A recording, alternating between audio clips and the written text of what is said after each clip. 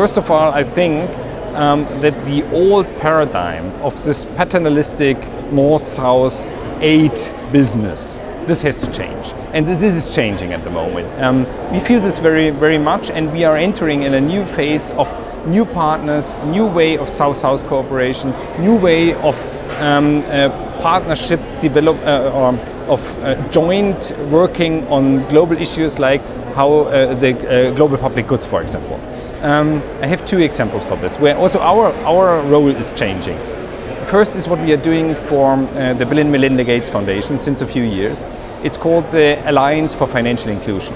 This is a South-South network where we are just facilitating the cooperation between governors of central banks all over the world, exchanging experiences, how they can improve the access of marginalized people to financial services. And this is a very powerful tool. It is totally driven by this central bank governors and has been very successful, so successful that they could not only achieve their objectives by learning from each other, for example, how can we implement mobile banking from Kenya in the Philippines, or how can we use the experiences of branchless banking from Brazil in other contexts. They have not only been successful in exchanging their own innovations and to establish global learning, but they have also been successful in interacting with the G20 formats in order to raise the issues better and articulate the needs of those countries with the powerful G20 group. So this is, for me, a very good example where you can see that South-South cooperation can become very powerful, very effective and very efficient, and still we have a role, but our role is changing.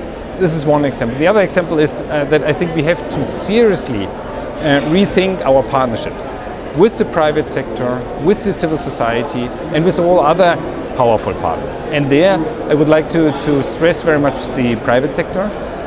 We as GIZ, we have established, for example, the Ministry of Economic Cooperation and Development commissioned us with a public-private partnership facility.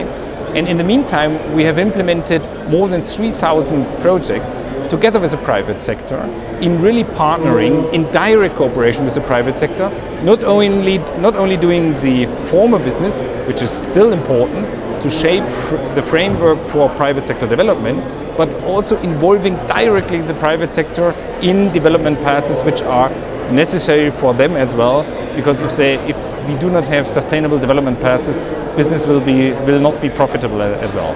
So I think these are examples where we see that the world is changing and that we are coming into a stage where each and every partner has to clearly identify its interests and then to negotiate and to find out how do we go about this interest and how do we find projects and forms of cooperation where both partners are profiting.